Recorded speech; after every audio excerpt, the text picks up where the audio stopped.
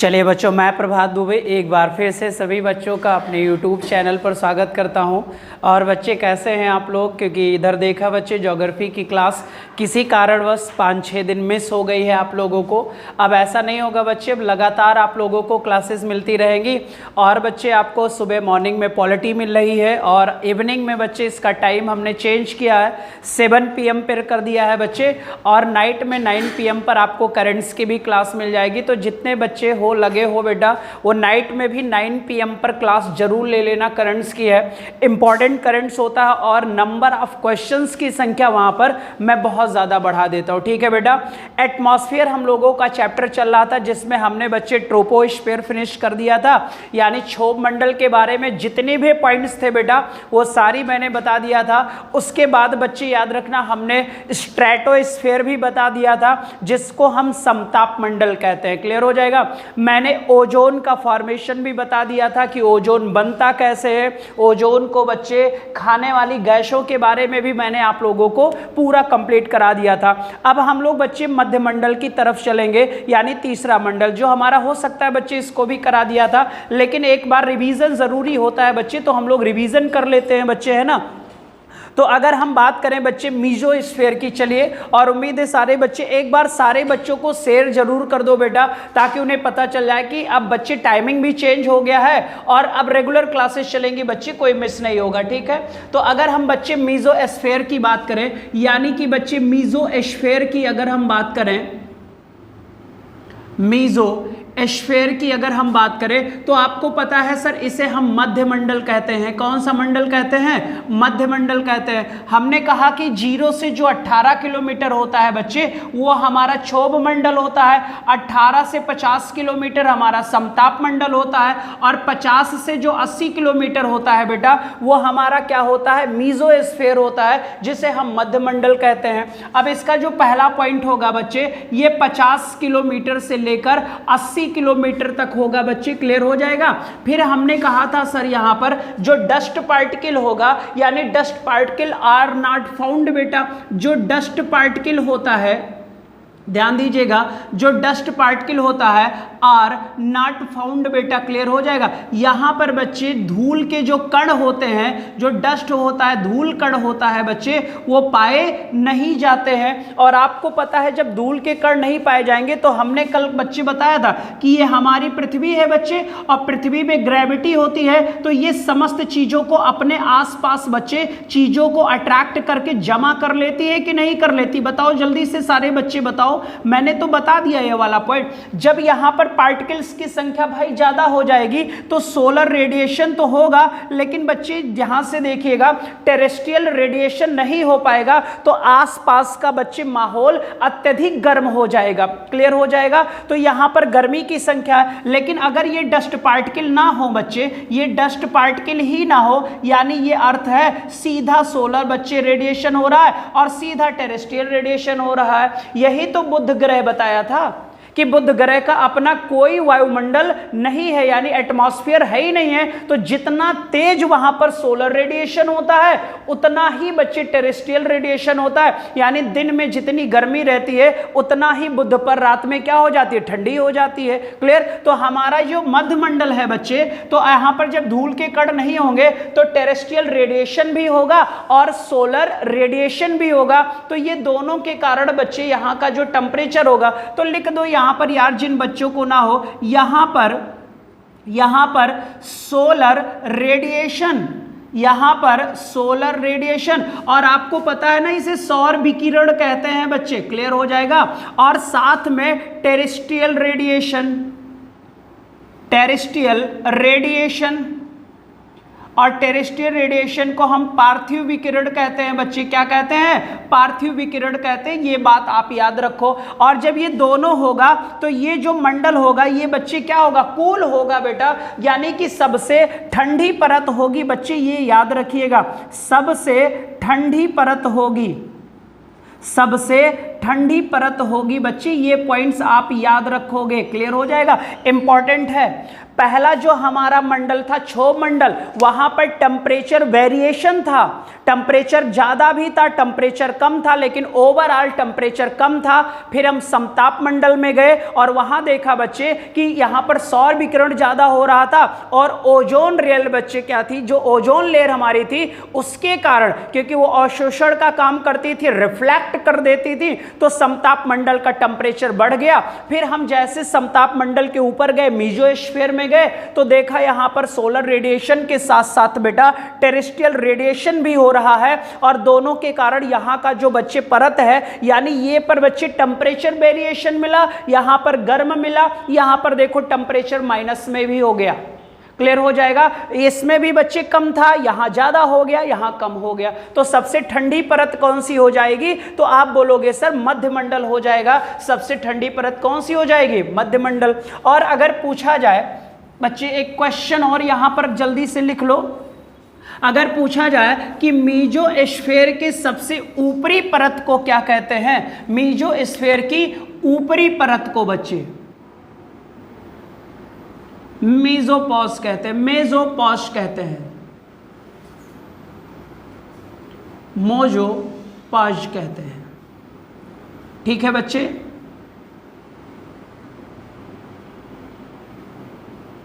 मोजोपॉज कहते हैं बच्चे, ठीक है, ये आप याद रखेंगे, क्लियर हो जाएगा। अब हमारा 3 मंडल क्लियर हो गया, क्षोभ मंडल भी हो गया और बच्चे समताप मंडल भी हो गया और मध्य मंडल हो गया। अब हम सबसे इंपॉर्टेंट मंडल की तरफ चल रहे हैं जहां से क्वेश्चन निकल कर आते हैं बच्चे, और वो आपका होगा आयनोस्फीयर बेटा, क्लियर हो जाएगा। शायद मैंने पढ़ाया भी और नहीं पढ़ाया तो कोई बात नहीं बच्चे, रिवीजन करिए सारे के सारे बच्चे। ये है आयन मंडल, कौन सा मंडल है बच्चे, आयन मंडल, बहुत ही इंपॉर्टेंट होगा ये, क्लियर हो जाएगा। अब अगर हम आयन मंडल के पहले पॉइंट की बात करें सर, तो इसकी जो ऊंचाई है बेटा ये है 80 किलोमीटर तक, कितने किलोमीटर तक, 80 किलोमीटर तक। और जो यूवी रेज होती हैं सर, यानी कि जो पराबैंगनी किरणें होती हैं, आर मोर इफेक्टिव बेटा, UV rays are more effective, clear हो जाएगा। अगर हम पराबैंगनी किरणों की बात करें, पराबैंगनी किरणें, हमने बच्चे कहा कि UV rays are more effective, यानी पराबैंगनी किरणें बताओ प्रभावी ज्यादा होंगी कि नहीं होंगी, तो आप बोलोगे सर ज्यादा प्रभावी होंगी, ज्यादा प्रभावी होंगी बेटा, याद रखना ये पॉइंट्स, क्लियर हो जाएगा। यानी यूवी रेज सबसे ज्यादा इफेक्टिव होगी कौन से मंडल में, आयन मंडल में होंगी बच्चे। तो जब यहां पर बच्चे यूवी रेज इफेक्टिव होंगी, तो आप बताओ जब यार सोलर रेडिएशन होता रहेगा, पराबैंगनी किरणें लगातार आती रहेंगी, तो यहां का टेम्परेचर कैसा हो जाएगा, बढ़ेगा कि घटेगा, बढ़ जाएगा, टेम्परेचर बढ़ जाएगा, क्लियर हो जाएगा बच्चे। इसीलिए इसे थर्मोस्फीयर भी बोलते हैं, अभी मैं लिखूंगा बच्चे। और हमने बच्चे याद करो कि जो थर्मल लैप्स रेट पढ़ाया था, वहां पर मैंने एक पॉजिटिव लैप्स रेट पढ़ाया था जिसे हमने सामान्य बच्चे लैप्स रेट कहा था, और एक निगेटिव लैप्स रेट पढ़ाया था, याद रहेगा। तापीय विलोमता बताया था मैंने वहां पर, आप पढ़ना प्रीवियस वीडियो, तभी समझ में आएगा बेटा, क्लियर। और एक चीज सर, और हमने तापीय विलोमिता में एक पॉइंट लिखा था कि हाइट बढ़ने के साथ साथ टेम्परेचर भी क्या हो रहा है, बढ़ रहा है। तो यहां पर बच्चे जो रूल लागू होगा वो निगेटिव लैप्स रेट वाला पॉइंट होगा, निगेटिव लैप्स रेट होगा, यानी कि ऋणात्मक, ठीक है बच्चे। यहां पर क्या हो जाएगा, ऋणात्मक ह्रास दर हो जाएगा बच्चे, यानी निगेटिव लैप्स रेट की बात करें, ह्रास दर हो जाएगा, क्लियर हो जाएगा। और इसमें हमने कहा था कि हाइट बढ़ेगी तो यहां पर टेम्परेचर भी क्या होगा, बढ़ जाएगा, ये पॉइंट आप याद रखना। हाइट भी बढ़ रही है, साथ साथ टेम्परेचर भी बढ़ रहा है, लेकिन क्षोभ मंडल में भूमध्य रेखा पर टेम्परेचर 30 से 32 था, और फिर ऊंचाई के साथ साथ बच्चे -6.5, 1 किलोमीटर की ऊंचाई पर टेम्परेचर गिर रहा था। यहां पर लगातार टेम्परेचर क्या हो रहा है बच्चे, बढ़ता चला जा रहा है, ठीक है। यहां ऋणात्मक ह्रास दर की बच्चे स्थिति बनती है, नोट करो इसे, जल्दी से सारे बच्चे नोट करेंगे, क्योंकि यहीं पर बच्चे हम चार्ज पार्टिकल्स के बारे में बात करेंगे।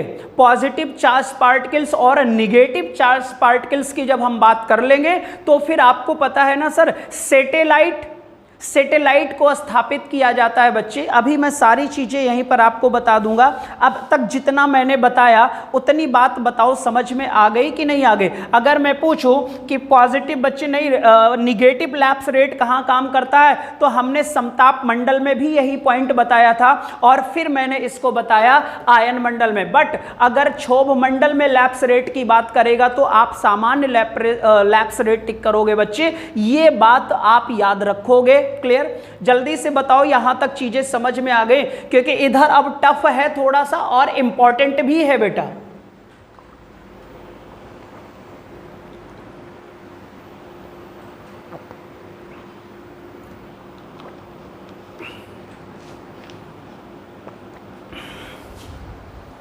ठीक है, और हमने कहा था बच्चे हमारे वायुमंडल में बहुत सारी गैसें होती हैं। हमारे वायुमंडल में बहुत सारी गैसें होती हैं बच्चे, उसमें कुछ हल्की गैसें होती हैं और कुछ भारी गैसें भी होती हैं बच्चे। ये भी मैंने पॉइंट शुरू में आपको बता दिया था कि नहीं बताया था? यस करो कि नहीं करो बच्चे, बताया था कि नहीं? सारी गैसों के बारे में बताया था भाई। गैसों का ही तो आवरण है जो बच्चे गुरुत्वाकर्षण यानी ग्रेविटी अपनी तरफ खींच रखी है सभी को। क्लियर? अब यहां पर मैंने कहा कि यूवी रेज इफेक्टिव होती हैं बच्चे।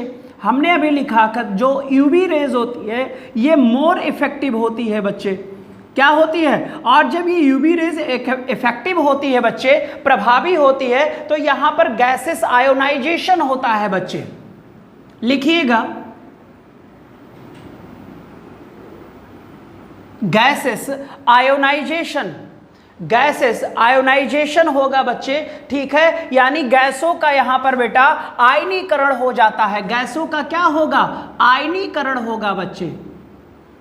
यही थोड़ा सा समझने लायक है। गैसों का आयनीकरण होगा और पॉजिटिव पार्टिकल्स होंगे और निगेटिव पार्टिकल्स होंगे।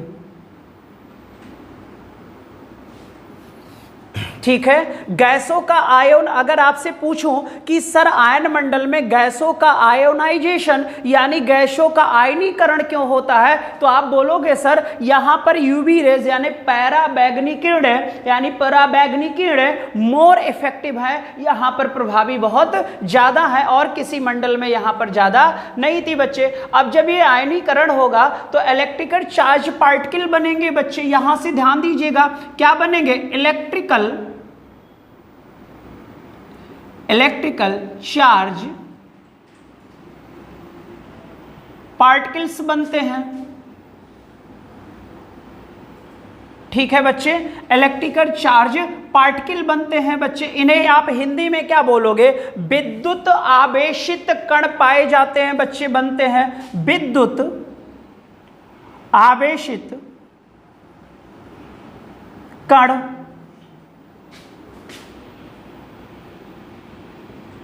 पाए जाते हैं। अब फिर क्वेश्चन सुनना बेटा, अगर मैं पूछूं कि विद्युत आवेशित कण कहां पाए जाते हैं बच्चे? आयन मंडल में। इसका कारण कौन बनता है? तो बोलोगे सर गैसों का आयनीकरण होता है बच्चे। क्लियर? हमने कहा सर इसी मंडल में गैसों का आयनीकरण क्यों होता है, तो आप बोलोगे सर यहां पर अल्ट्रावायलेट रेज मोर इफेक्टिव हैं, यानी कि पराबैंगनी किरणों का प्रभाव यहां पर बहुत ज्यादा है। चार्ज पार्टिकल आपको पता है या तो निगेटिव होता है या तो पॉजिटिव होता है बच्चे। ठीक है, अब ध्यान से देखिएगा, यही चार्ज पार्टिकल कौन से मंडल में है?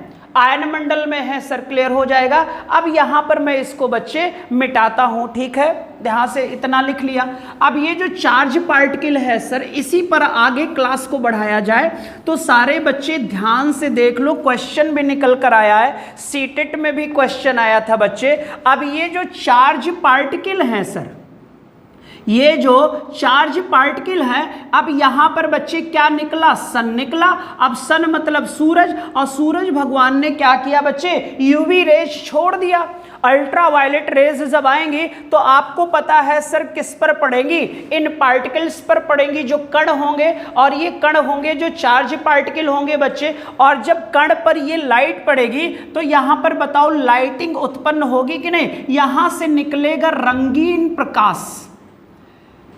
क्या निकलेगा बेटा? रंगीन प्रकाश जनरेट हो जाएगा जब सूर्य इस पार्टिकल पर पड़ेगा बच्चे, यानी कि लाइटिंग इफेक्ट जनरेट हो जाएगा। क्लियर हो जाएगा? लाइटिंग इफेक्ट जनरेट हो जाएगा बच्चे। क्लियर हो जाएगा? यानी कि रंगीन प्रकाश उत्पन्न हो जाएगा जब इन पार्टिकल पर बच्चे क्या पड़ेगा? सूर्य का प्रकाश पड़ेगा। भाई हमने कहा सर ये पार्टिकल कैसे बने, तो आप बोलोगे सर गैसों के आयनीकरण से बने। फिर वही बात आ गई बेटा। क्लियर? तो बार बार एक ही चीज है, बस आप ना इसे सिस्टमेटिक अरेंज कर लो। अब ये जो रंगीन प्रकाश होगा बच्चे, और आपको पता है सर इसी रंगीन प्रकाश को ही बच्चे अलग अलग नामों से जाना जाता है। बहुत ही इंपॉर्टेंट है, लिख दे रहा हूं, अलग अलग नाम से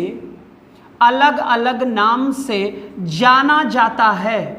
अलग अलग नाम से जाना जाता है। और इन अलग अलग नाम को बच्चे हम क्या है, नॉर्थ पोल पर इसे क्या कहते हैं, और साउथ पोल पर इसे क्या कहते हैं, यानी दक्षिणी ध्रुव और उत्तरी ध्रुव पर तो अरोरा कहा जाता है। पढ़ा होगा कुछ बच्चों ने, ठीक है बच्चे?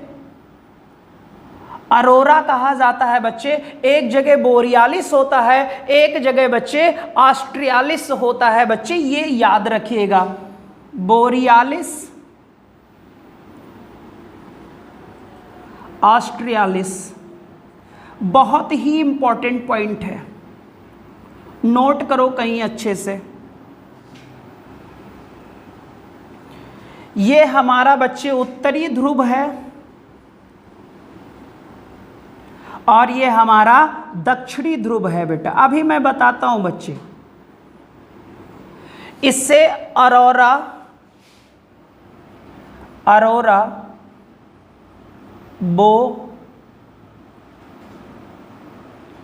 बोरियालिस, और इसे कहते हैं अरोरा ऑस्ट्रियालिस।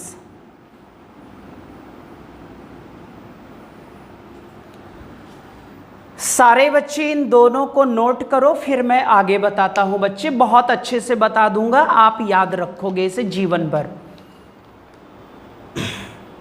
सारे बच्चे यहां तक बताओ, बातें समझ में आ रही हैं कि नहीं आ रही? सारे बच्चे बताएंगे। बहुत इंपॉर्टेंट चैप्टर है फॉर एनटीपीसी बच्चे, है ना, और टेट सीटेड और बच्चे वनडे एग्जाम। यहां सबसे क्वेश्चन, क्योंकि बच्चे ना यहां पर करंट्स भी अपडेट होते रहते, तो फिर आप याद रखो इसे, मेंटेन कर लो बच्चे, रेगुलर करा दूंगा। और मैंने कहा था भाई उतना ही बताऊंगा जहां से आपका क्वेश्चन निकल कर आता है, ठीक है? बहुत इंपॉर्टेंट है, ये आप याद रखोगे।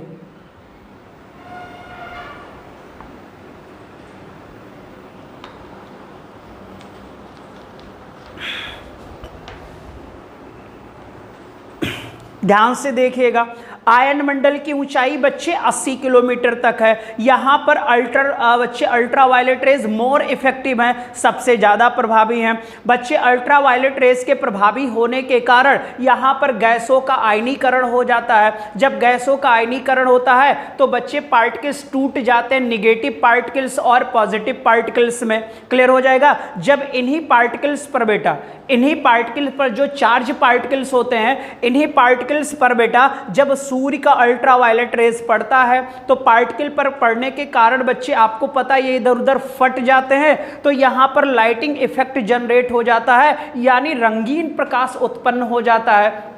तो बेटा आपको पता है हमारे दो पोल्स होते हैं, अभी मैं विद फिगर समझा दूंगा, परेशान मत होना। फिर हमने कहा कि जब लाइटिंग इफेक्ट जनरेट होगा, यानी इस रंगीन प्रकाश को हम साउथ पोल पर क्या कहते हैं और हम नॉर्थ पोल पर क्या कहते हैं, तो उत्तरी ध्रुव पर इसको हम बच्चे कहते हैं अरोरा बोरियालिस, और बच्चे साउथ पोल पर हम कहते हैं अरोरा ऑस्ट्रियालिस। भारत वाले बेटा इस बच्चे क्या कहते हैं, लाइट को नहीं देख पाते, लेकिन अगर हम उत्तरी गोलार्ध की बात करें तो रूस हो गया, नॉर्वे हो गया, अलास्का हो गया, जो बच्चे 62.5 यानी 66 हाफ पर जो बच्चे मकर रेखा का नाम सुना होगा, कर्क रेखा का नाम सुना होगा और आर्कटिक रेखा का नाम सुना होगा, जो बच्चे पोल्स के नजदीक वाले देश होंगे उन्हीं को तो दिखाई देगा। तो नीचे बच्चे अंटार्कटिका महाद्वीप पर जो लोग रह रहे होंगे उनको ये लाइटिंग दिखेगी और इधर ऊपर उत्तरी ध्रुव के किनारे जो रह रहे होंगे, इंडिया तो कर्क रेखा पर फंसा हुआ है तो हमारे यहां से ये नहीं दिखता, बट रूस बच्चे और रूस में भी दक्षिणी रूस नहीं बेटा, उत्तरी रूस के लोग ही देख पाते, कंप्लीट रूस वाले भी देख नहीं पाते। अब हम इसे फिगर पर आपको समझाने का प्रयास करते हैं, ध्यान से देखिएगा।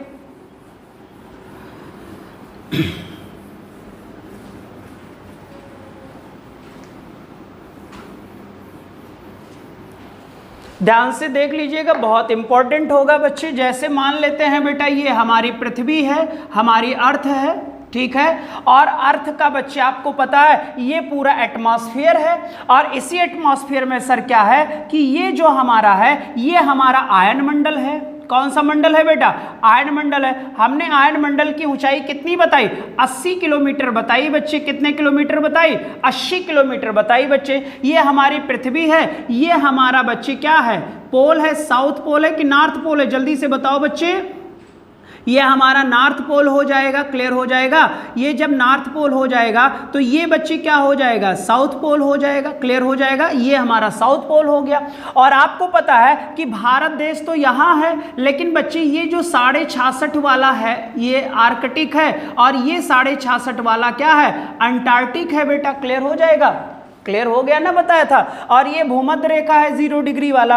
अब यहां पर बच्चे मान लो ये क्षोभ मंडल है, फिर ये समताप मंडल है, फिर ये मध्य मंडल है और फिर मध्य मंडल और इसके मध्य में आयन मंडल है। अब देखो सर, हमने कहा कि जब सूर्य भगवान निकलते हैं भाई तो वो जब लाइटिंग जनरेट करते हैं तो यहां से प्रकाश जाकर बच्चे हमारा ये जो प्रकाश होता है ये जाकर कौन से पोल पर पड़ता है? नॉर्थ पोल पर पड़ता है बेटा। और यहीं से प्रकाश हमारा बच्चे कौन से पोल पर पड़ता है? साउथ पोल पर। यहां पर चार्ज पार्टिकल्स होते हैं तो यहां पर लाइटिंग जनरेट हो जाती है बच्चे। क्लियर हो जाएगा? अब जब लाइटिंग जनरेट होगी तो ये नॉर्थ पोल हो गया और ये साउथ पोल हो गया। तो भाई यहां पर जो देश होंगे उनको ज्यादा जल्दी दिखाई देगा कि नहीं दिखाई देगा? और यहां बीच वालों को थोड़ी ना दिखाई देगा बेटा। ठीक है, तो ऊपर जो बच्चे दिखेगा, अब यहां पर दिखेगा बच्चे नॉर्वे को दिखेगा, रूस को दिखता है, अलास्का को दिखता है, और अगर यहां पर बात करेंगे तो अंटार्कटिका महाद्वीप,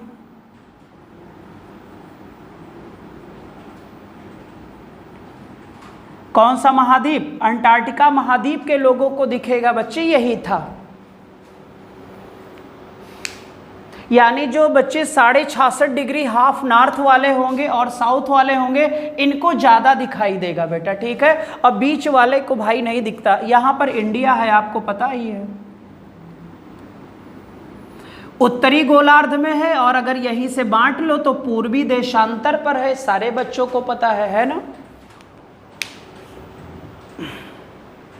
बताओ ये वाला पॉइंट समझ में आया कि नहीं आया? ये आपका आयन मंडल है और आयन मंडल पर ही बच्चे जो चार्ज पार्टिकल पाए जाते हैं, जब उसी पर सूर्य की किरणें होती हैं तो यहां पर लाइटिंग जनरेट होती है बच्चे, फटता है। ठीक है, अभी देखो कहीं मारो भाई फट जाएगा, शीशे उसे पर है ना बच्चे।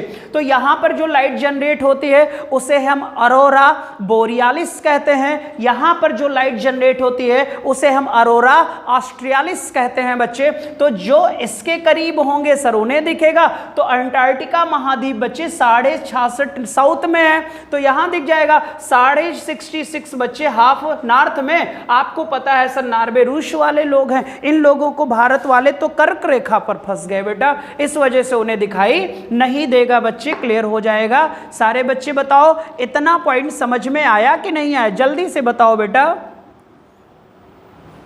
सारे बच्चे एक तरफ से शेयर तो जरूर कर दो ताकि ज्यादा से ज्यादा बच्चे आ जाएं और पढ़ लो बेटा। मैंने सुबह भी आज कहा था कि ये जो संविदा है, निजीकरण है, इससे पहले बच्चे आप सिलेक्शन ले लो, दोबारा फिर मौका मिले या ना मिले बेटा, इसलिए मेहनत कर लो, सबसे ज्यादा मेहनत करो आप लोग बेटा। ठीक है, चलो मुझे उम्मीद है यहाँ तक आपको समझ में आ गया होगा, और आ गया होगा तो सर सारे बच्चे डन लिखकर भेज दो एक बार हमें। ये तो आयन मंडल का काम हो गया सर, है ना? ठीक है, अब हमें अगला पॉइंट यहां पर बच्चे उकरना है। यहीं पर इसी मंडल में बच्चे रेडियो स्टेशन, कौन सा स्टेशन बेटा? रेडियो स्टेशन सिचुएटेड बेटा।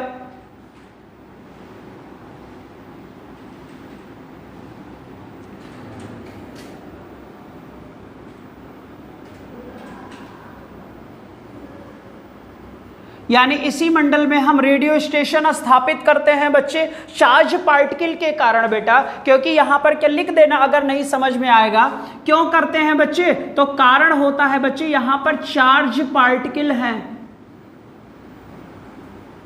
और चार्ज पार्टिकल आपको पता है पॉजिटिव में भी है और निगेटिव में भी है, बता दिया पूरा। ठीक है बच्चे,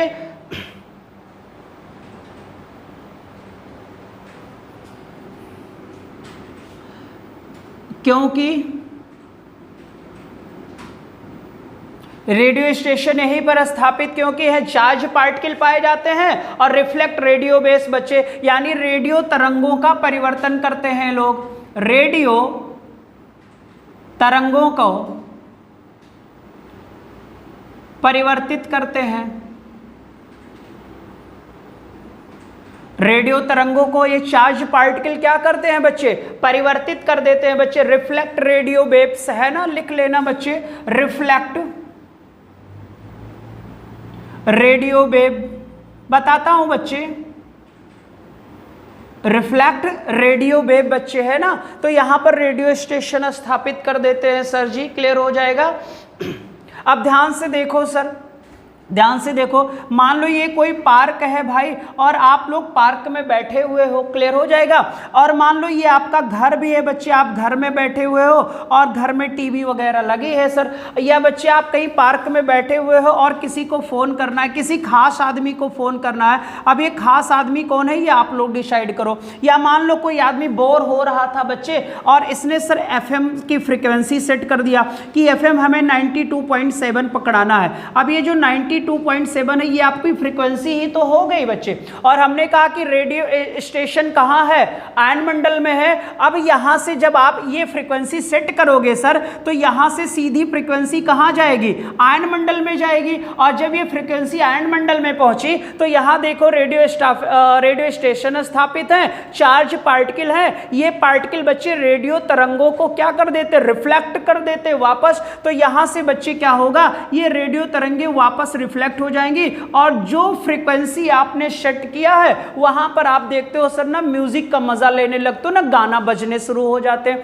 आपने फोन मिलाया, फोन भी तो आयन मंडल में जो सैटेलाइट था गया कनेक्ट हो गया बच्चे, और फिर उसने क्या कर दिया? रेडियो तरंगों को परिवर्तित कर दिया। आप जो चाहते हो बच्चे वो आपको होता रहता है, यानी कम्युनिकेशन सिस्टम स्थापित हो जाता है। यहां पर लिख सकते हो बच्चे, कम्युनिकेशन सिस्टम स्थापित हो जाता है, संचार। ठीक है, समझ गए कि नहीं समझ गए? और खास आदमी को फोन करने लगो तो फोन मिलता ही नहीं होगा बच्चे, है ना। फ्रीक्वेंसी सेट करो और यहां पर रेडियो तरंगों के परिवर्तन के कारण रेडियो स्टेशन स्थापित होते हैं सर, सबके अपने अपने, है ना। आगे बढ़े बच्चे। अभी आप लोग देखते हो बच्चे कि आप सारे बच्चों के यहाँ डिश वगैरह लगा होगा, है ना, छतरी वगैरह लगी होती है। तब देखो सर जब रेनी सीजन आ जाता है, वर्षा वाला मौसम आ जाता है और मौसम वेदर खराब होता है ना बच्चे, तो आप देखते हो सर कि आपका नेटवर्क गायब हो जाता है। तो आप याद रखना जो रेनी सीजन होता है सर, उसमें रेडियो को तरंगों को ये चार्ज पार्टिकल परिवर्तित नहीं कर पाते, और परिवर्तित करते हैं बच्चे लेकिन उनकी संख्या बहुत कम हो जाती है, क्योंकि बच्चे वहाँ पर मौसम क्या हो जाता है? चेंज हो जाता है, वेदर चेंज रहता है बेटा। ठीक है, ये आप याद रखिएगा। तो फ्रीक्वेंसी टूटने लगती, आती तो है सर, लेकिन वेदर चेंज होने के कारण फ्रीक्वेंसी बच्चे एग्जैक्ट लोकेशन पर पहुंच नहीं पाती है। तो फिर आप देखते हो ना सर लिख कर आ जाता है टेक्निकल प्रॉब्लम। मौसम खराब होता है तो सारे बच्चों की टीवी वगैरह बच्चे नुकसान हो जाती है, परावर्तन सही से नहीं हो पाता, यानी रिफ्लेक्शन सही से नहीं हो पाता है। तो यहां पर मैं एक पॉइंट बढ़ा देता हूं बच्चे, लिख देना रेनी सीजन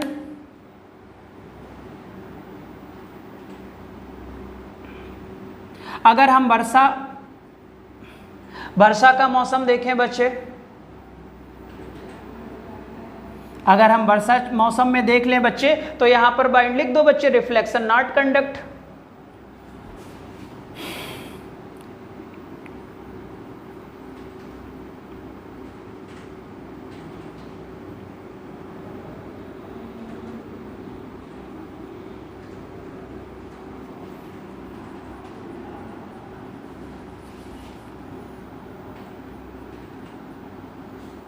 जो प्रवर्तन होगा वो प्रॉपरली नहीं होगा बच्चे, सही से नहीं होता है प्रवर्तन, सही से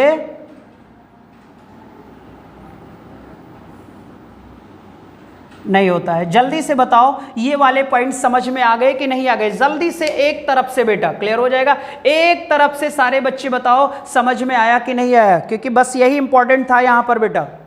जल्दी से सारे बच्चे बता दो एक तरफ से।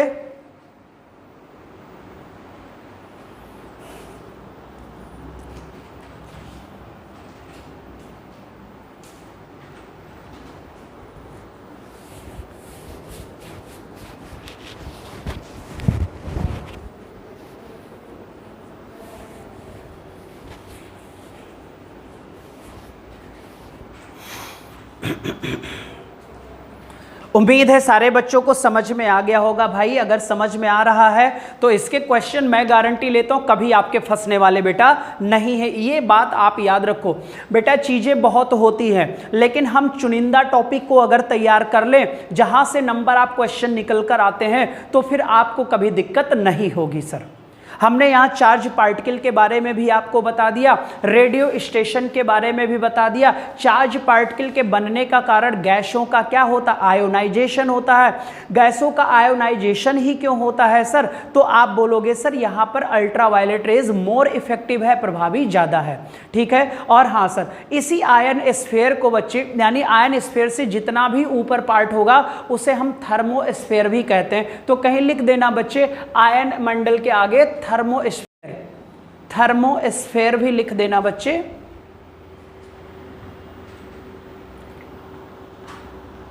क्योंकि यहां पर बच्चे निगेटिव लैप्स रेट कार्य करता है, तो ऊंचाई के साथ साथ टेम्परेचर भी लगातार बढ़ता रहेगा। क्लियर हो जाएगा सारे बच्चों को? चलो आगे बढ़ा जाए बच्चे, है ना। अब हम लोग अगला बच्चे पार्ट करेंगे, बात करेंगे एक्सोस्फीयर की। लास्ट मंडल हमारा होता है एक्सोस्फीयर, ठीक है। उल्कापिंड के बारे में भी बता दूंगा बच्चे कि आयन मंडल तक पहुंचते पहुंचते उल्कापिंड हमारे बच्चे जलकर राख हो जाते हैं। और कभी कभी क्या होता है सर कि उल्कापिंड जलकर राख नहीं हो पाते हैं, तो बच्चे याद रखना वो हमारे पृथ्वी पर गिरते हैं। और उल्का जब बच्चे ये एटमॉस्फेयर के बाहर रहेगा तब तक बच्चे, यानी अगर पृथ्वी के एटमॉस्फेयर में नहीं आया, बाहर ही रहता गया बच्चे, तो आपको पता है सर इसे उल्का कहेंगे। और जब ये पृथ्वी पर गिर जाएगा तो इसी उल्का को हम उल्का पिंड कहते हैं। क्लियर हो जाएगा। और उल्का पिंड बच्चे याद रखना, उल्का को अट्रैक्ट करती हमारे पृथ्वी की ग्रेविटी। अगर हमारे एटमॉस्फेयर में आ गया तो पृथ्वी की ग्रेविटी उसे अट्रैक्ट करेगी। भारी होने के कारण उसकी स्पीड बच्चे बढ़ेगी, और स्पीड बढ़ने का कारण फ्रिक्शन होगा, और जब घर्षण होगा तो उसमें बर्न आ जाएगा, जल जाएगा। और आपको पता है सर कि एक्सोस्फीयर से आयन मंडल में ही जलकर ये नष्ट हो जाता है, मध्य मंडल तक बहुत रेयर केस में पहुंचता है।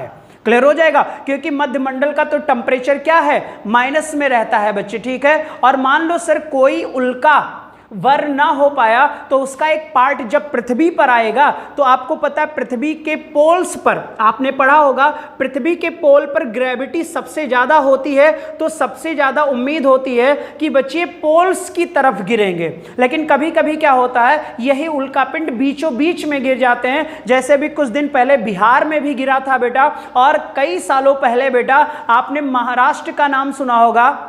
महाराष्ट्र के बुल्डाना जिले में जब उल्का गिरा था तो क्रेटर बन गया था बच्चे, गड्ढा बन गया था, गहरा गड्ढा था, और वहां पर एक झील का निर्माण हो गया था, जिस झील का नाम भी बताऊंगा, लोनार झील। ये एक उल्का पिंडीय झील है बेटा, उल्का पिंडीय झील है, महाराष्ट्र के बुल्डाना जिले में है सर। ये भी मैं अभी आपको बता दूंगा सर जी। क्लियर हो जाएगा। चलो आगे बढ़ते हैं सर। अब हम लोग पढ़ेंगे एक्सोस्फीयर, ठीक है। एक्सोस्फीयर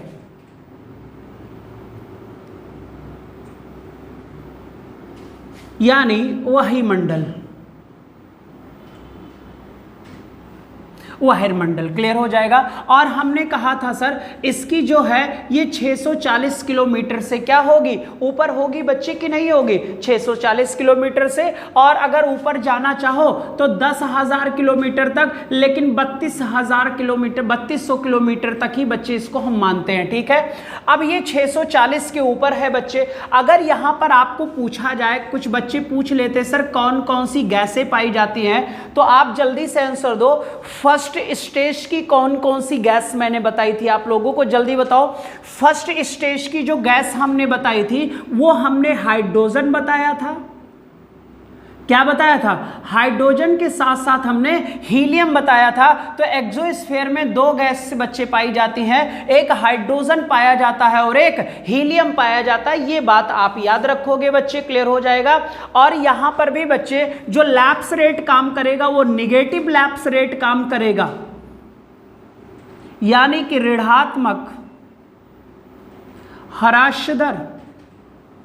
और आपको पता है इस दर में ऊंचाई बढ़ रही है तो टेम्परेचर भी क्या हो रहा है, बढ़ रहा है बच्चे। आयन मंडल में भी ऊंचाई बढ़ रही है, टेम्परेचर भी बढ़ रहा है, लेकिन मध्य मंडल में ऊंचाई बढ़ने के साथ साथ टेम्परेचर कम हो रहा था, क्योंकि जितना दिन में टेरेस्ट्रियल सोलर रेडिएशन होता उतना ही रात में टेरेस्ट्रियल रेडिएशन होता था। क्लियर हो जाएगा।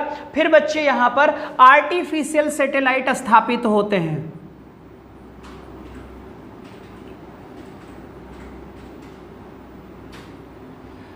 आर्टिफिशियल सैटेलाइट स्थापित होते हैं बच्चे। ठीक है, इसे हम आगे बताएंगे बेटा आर्टिफिशियल सैटेलाइट पर। ठीक है, आर्टिफिशियल सैटेलाइट होती है।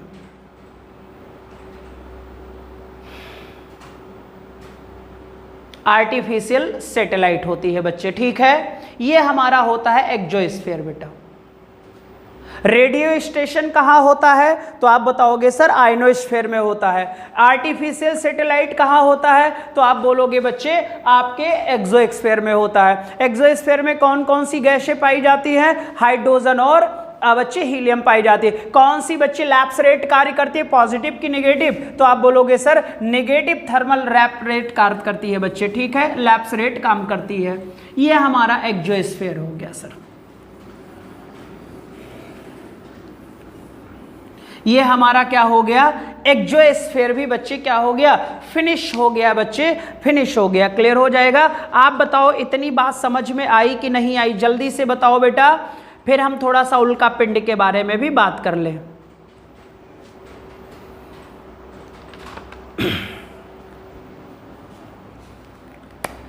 चलिए नोट डालिएगा, कुछ नोट पॉइंट्स बना लीजिए यहां पर। अब हम बात करते हैं उल्का की, और यही उल्का को ही बच्चे हम कहते हैं उल्का पिंड। ठीक है बेटा, हम इसको क्या कहते हैं, उल्का कहते हैं और उल्का पिंड्स कहते हैं बेटा। क्लियर हो जाएगा। मेटियोर्स,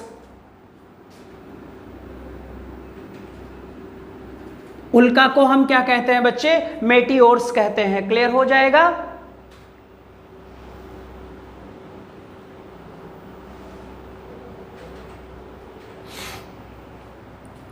अब ध्यान से देखिएगा बच्चे, ये हमारी अर्थ है और ये अर्थ का एटमॉस्फेयर है, जिसमें क्षोभ मंडल, समताप मंडल, मध्य मंडल, आयन मंडल और एक्सोस्फीयर। क्लियर हो जाएगा। ये बच्चे जो लेयर है ये पृथ्वी का एटमॉस्फेयर है। अब ध्यान से देखिएगा, ये नॉर्थ पोल है और ये साउथ पोल है। ठीक है। अब यहां पर बच्चे एक उल्का पिंड था जो रन कर रहा था। ठीक है, ये उल्का पिंड रन करते करते बच्चे क्या कर गया, ये पृथ्वी के बहुत नजदीक आ गया बच्चे। ठीक है, ये उल्का पिंड रन करते करते बच्चे ये पृथ्वी के एटमॉस्फेयर के करीब आ गया। अब जात बच्चे इस जो एटमॉस्फेयर में पृथ्वी का ग्रेविटी है, अब ग्रेविटी बच्चे इस उल्का पिंड को अपनी तरफ अट्रैक्ट करेगा। अपनी तरफ क्या करेगा, अट्रैक्ट करेगा। मान लो बच्चे ये आयन मंडल है, कौन सा मंडल है? आयन मंडल है। तो जब ये उल्का पिंड पृथ्वी की तरफ ग्रेविटी के कारण अट्रैक्ट होगा तो हमने कहा था यहां पर फ्रिक्शन ज्यादा होगा, घर्षण होने के कारण ये उल्का बच्चे जो होगा, ये उल्का जो होगा ये जल जाएगा। सर उल्का क्या होगा? जल जाएगा बेटा, वर्ण हो जाएगा, खत्म हो जाएगा। और अगर गलती से बच्चे ये उल्का पिंड प्रवेश कर गया तो आपको पता है सर यहां ग्रेविटी ज्यादा होती यहां, तो ये उल्का पिंड बच्चे पोल्स की तरफ सबसे ज्यादा खींचेगा। क्लियर हो जाएगा? किसकी तरफ ज्यादा खींचेगा? पोल्स की तरफ। मान लो खुदा ना खास्ता ये पोल की तरफ ना जाकर बच्चे आकर पृथ्वी में बीचों बीच गिर जाए, तो जहां बीचों बीच गिर जाएगा तो आप रूस का नाम सुने होंगे। रूस के बाहरी देशों में बच्चे जो आपके उत्तरी गोलार्ध की तरफ है बेटा वहां पर उल्का पिंड गिरता रहता है। क्लियर हो जाएगा? तो यहां पर भी कुछ ऐसी सिचुएशन है, कोई उल्का पिंड था जो पृथ्वी के एटमॉस्फेयर के करीब आ गया, एटमॉस्फेयर पर आया, पृथ्वी पे ग्रेविटी होती, ग्रेविटी ने बच्चे उस उल्का पिंड को अपनी तरफ खींच लिया। उल्का पिंड में बच्चे स्पीड होने के कारण फ्रिक्शन हुआ जिससे बर्निंग आ गया, क्योंकि आयन मंडल का टेम्परेचर और एक्सोस्फीयर का टेम्परेचर बहुत ही क्या है? ज्यादा है बच्चे। निगेटिव लैप्स रेट काम कर रही हैं। तो जब ये जल जाएगा तो जलने के बाद अगर ये बच्चे मध्य मंडल में प्रवेश कर गया तो मध्य मंडल होते हुए पृथ्वी पर गिरेगा बेटा। लेकिन बच्चे 99% है, यानी 99% है कि ये बच्चे उल्का पिंड जल ही जाता है। ये बात आप याद रखो। 1% जल नहीं पाते हैं, वही बच्चे पृथ्वी पर आकर गिर जाते हैं, वही पृथ्वी पर आकर गिर जाते हैं। बच्चे उल्का पिंड का पृथ्वी की तरफ आने का जो मेन कारण है वह है गुरुत्वाकर्षण। ये अपनी तरफ चीजों को अट्रैक्ट कर लेती है बेटा। अब स्पीड है और फ्रिक्शन के कारण आयन मंडल तक अगर ये जल गए एक्सोस्फीयर में और आयन मंडल में, और अगर नहीं जलते हैं बच्चे तब ये पृथ्वी पर आकर पहुंच जाते हैं। क्लियर हो जाएगा बच्चे? ये बात आप याद रखो। तो यहां पर लिख देता हूं बच्चे उल्का के बारे में, away from earth.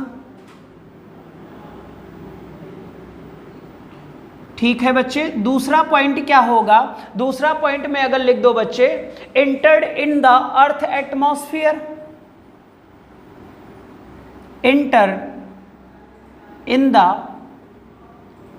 Earth atmosphere. ठीक है, एंटर्ड इन द अर्थ, पृथ्वी के वायुमंडल में प्रवेश,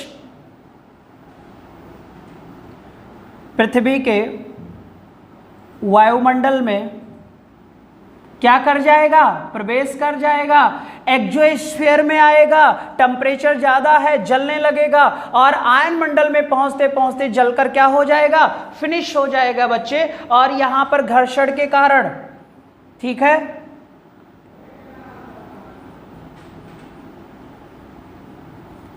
आग लग जाती है इसमें।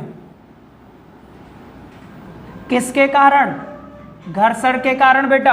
आग जब लग जाएगी तो जलने लगेगा, यानी स्टार्टिंग बर्निंग हो जाएगा मज्जे। और मैं लिख देता हूं सर यहीं पर, मध्यमंडल को पार नहीं कर पाता, मध्यमंडल को पार नहीं कर पाता है। ये आप याद रखिएगा। आयन मंडल में ही जलकर ये उल्का नष्ट हो जाता है। कितने प्रतिशत चांसेस हैं? 99% बच्चे उम्मीद है कि ये जलकर नष्ट हो जाते हैं। क्लियर हो जाएगा? जलकर बच्चे क्या है? नष्ट हो जाते हैं। और मान लो बच्चे अगर नहीं होते हैं, यहां पर लिख देना, नष्ट नहीं होते हैं तो ध्रुवों की ओर गिरते हैं। नष्ट नहीं होते हैं बच्चे तो ध्रुवों की ओर गिरते हैं। कारण है बच्चे ध्रुवों की ओर गिरने का गुरुत्वाकर्षण, ग्रेविटी बेटा। ठीक है, एक और नोट डाल दीजिएगा। कभी कभी बीच में गिरते हैं, तो एक एग्जाम्पल लिख दे रहा हूं, महाराष्ट्र।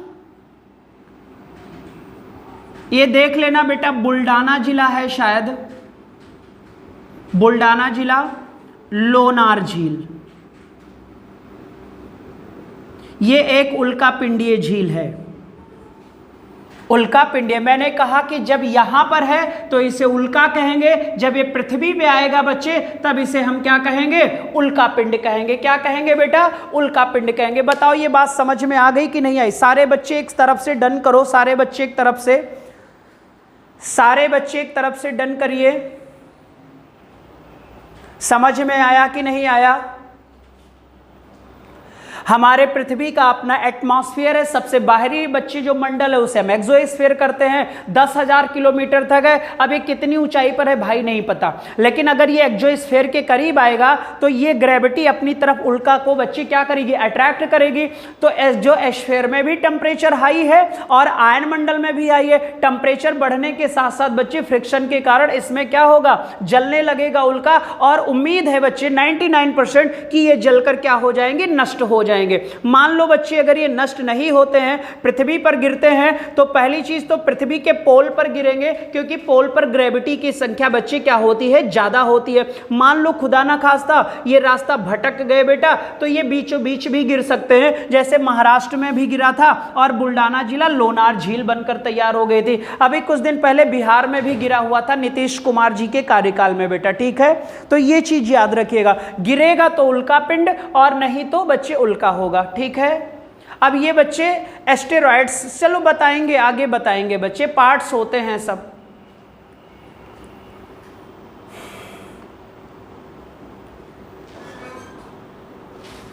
ध्रुवों की ओर का कारण है बच्चे ग्रेविटी का।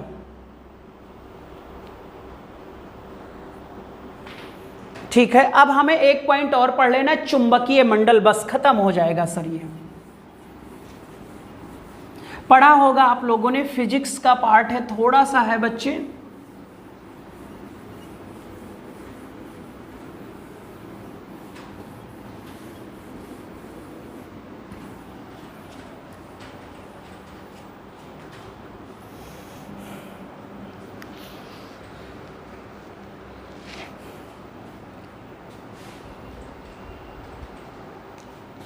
ध्यान से देख लो सारे बच्चे, पढ़े हो आप लोग भी।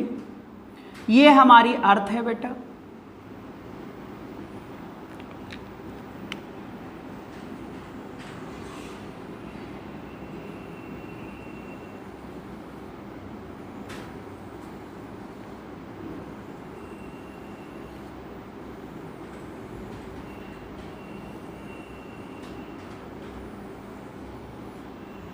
ठीक है सर, यही हमें देखना था बेटा। ये पृथ्वी का एटमॉस्फेयर है बेटा।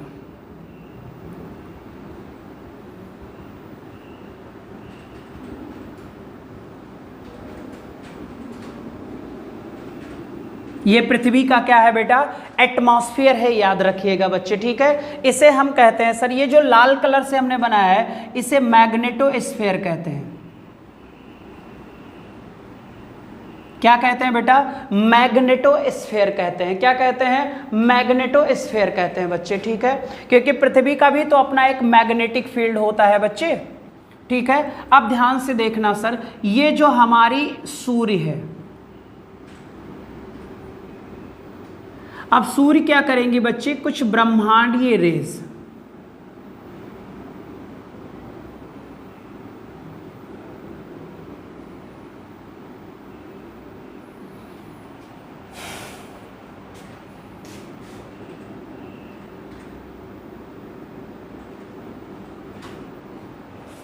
बनाओ इसे फिर बता दें।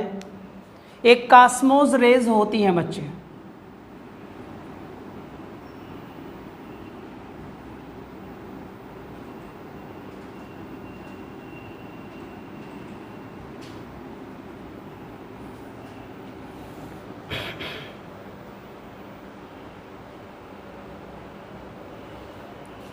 ठीक है, ये पृथ्वी का वायुमंडल है।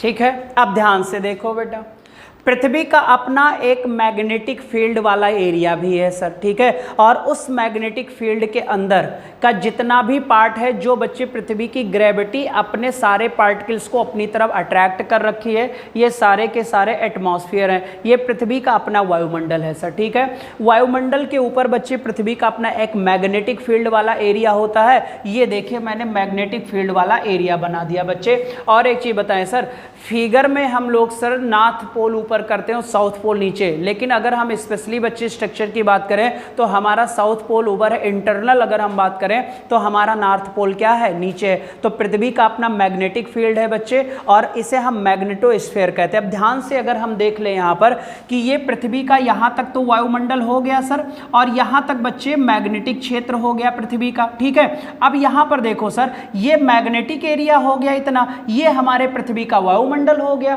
तो अगर हम पूछे बच्चे कि जो पृथ्वी का वायुमंडल है, जो पृथ्वी, यहां से एक क्वेश्चन यही निकालना है, जो पृथ्वी का वायुमंडल है वो किन दो व्यक्तियों के मध्य टिका हुआ है, वो किन दो व्यक्तियों के मध्य टिका है? तो आप बोलोगे मैग्नेटोस्फीयर, और बच्चे आपका क्या होगा बच्चे, आपके गुरुत्वाकर्षण के कारण बच्चे हमारा एटमॉस्फेयर बच्चे पृथ्वी के चारों ओर टिका हुआ है बच्चे, ठीक है। गुरुत्वाकर्षण के कारण, क्योंकि पृथ्वी पर बच्चे ग्रेविटी है, और ग्रेविटी ने इन पार्टिकल्स को अपनी तरफ अट्रैक्ट कर रखा है, यहीं पर जमा रखा है। पृथ्वी का अपना एक मैग्नेटिक फील्ड वाला एरिया है सर, और यहां से बच्चे क्या है, ये जो कॉस्मोस रेज आ रही हैं, जब ये मैग्नेटिक फील्ड पर बच्चे मैग्नेटिक तरंगों पर पड़ती हैं, तो क्या होता है सर, जितनी भी हानिकारक बच्चे की रेज होती हैं बच्चे, हानिकारक तरंगे होती हैं, तो मैं कह देता हूं बच्चे कि यहां पर लिख देना हानिकारक तरंगों को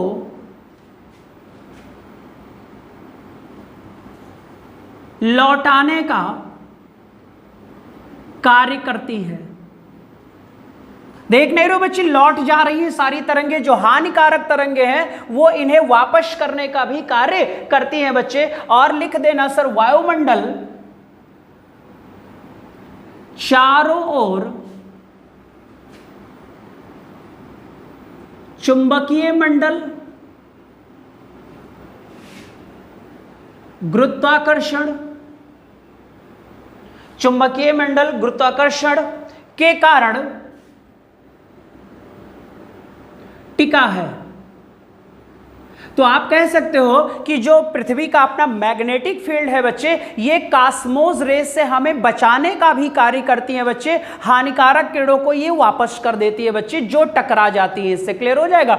अब यही पृथ्वी का एटमॉस्फेयर है जो बच्चे, ये मैग्नेटोस्फीयर और ये पृथ्वी यानी ग्रेविटी के कारण और इसके कारण दोनों के मध्य बच्चे वायुमंडल हमारा टिका हुआ है, जिसमें बहुत सारी गैसें हैं बेटा।